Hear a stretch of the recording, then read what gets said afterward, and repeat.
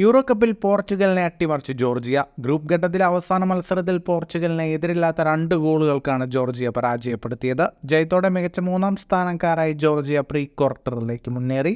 ചരിത്രത്തിലാദ്യമായാണ് Georgia ഒരു അന്താരാഷ്ട്ര ടൂർണമെന്റിന്റെ knockout സ്റ്റേജിലേക്ക് മുന്നേറുന്നത്. നേരത്തെ പ്രീ ക്വാർട്ടർ ഉറപ്പിച്ചതിനാൽ Bruno Fernandes, Bernardo Silva, Pepe തുടങ്ങിയ താരങ്ങൾക്ക് വിശ്രമം നൽകിയാണ് പോർച്ചുഗൽ കളത്തിലിറങ്ങിയത്.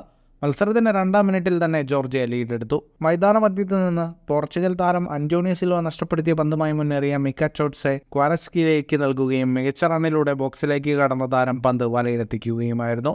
ഒറ്റ ഗോൾ ലീഡിൽ ആദ്യ പകുതി അവസാനിച്ചു. 2-ാം പകുതിയിൽ 57-ാം മിനിറ്റിൽ ഒരു പെനാൽറ്റി ഗോളിലൂടെ മിക്കച്ചോട്സെ ജോർജിയയുടെ 2-ാം ഗോളും നേടി വിജയം ഉറപ്പിച്ചു. സൂപ്പർ താരം ക്രിസ്ത്യാനോ റൊണാൾഡോ മത്സരത്തിൽ 66 മിനിറ്റ് വരെ പന്ത് തട്ടി. ഇതോടെ തന്റെ കരിയറിൽ ആദ്യമായി ഒരു ഇന്റർനാഷണൽ ടൂർണമെന്റിന്റെ ഗ്രൂപ്പ് ഘട്ടത്തിൽ ഗോൾ അടിക്കാനാവാതെ റൊണാൾഡോ കളം വിട്ടു. മത്സരത്തിന്റെ കണക്കുകളിലേക്ക് വന്നാൽ 73% സമയവും പന്ത് കൈവശം വെച്ച് കളിച്ച പോർച്ചുഗൽ 22 ഷോട്ടുകളാണ് മത്സരത്തിലാകെ തൊടുത്തത്. 5 ഷോട്ട് ഓൺ ടാർഗറ്റ്, 689 പാസുകൾ, 93% കൃത്യതയോടെ പോർച്ചുഗൽ പൂർത്തിയാക്കി.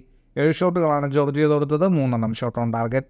തോറ്റെങ്കിലും 6 പോയിന്റോടെ പോർച്ചുഗൽ ഗ്രൂപ്പിൽ 1ാമത് ഫിനിഷ് ചെയ്തു. ഗ്രൂപ്പിലെ മറ്റൊരു മത്സരത്തിൽ ചെക്ക് റിപ്പബ്ലിക്കിനെ 1-നെതിരെ 2 ഗോളുകൾക്ക് പരാജയപ്പെടുത്തി തുർക്കി 6 പോയിന്റുമായി ഗ്രൂപ്പിൽ 2ാം സ്ഥാനക്കാരായി പ്രീ ക്വാർട്ടറിൽ കടന്നു. പ്രീ ക്വാർട്ടറിൽ സ്ലോവേനിയയാണ് പോർച്ചുഗലിന്റെ എതിരാളികൾ. തുർക്കി ഓസ്ട്രിയയെയും ജോർജിയ സ്പെയിനിനെയും പ്രീ ക്വാർട്ടറിൽ നേരിടും. ഫുട്ബോൾ ലോകത്തെ കൂടുതൽ വാർത്തകൾക്കും വിശേഷങ്ങൾക്കുമായി സ്പോർട്സ് കഫേ ഇപ്പോൾ തന്നെ സബ്സ്ക്രൈബ് ചെയ്യുക.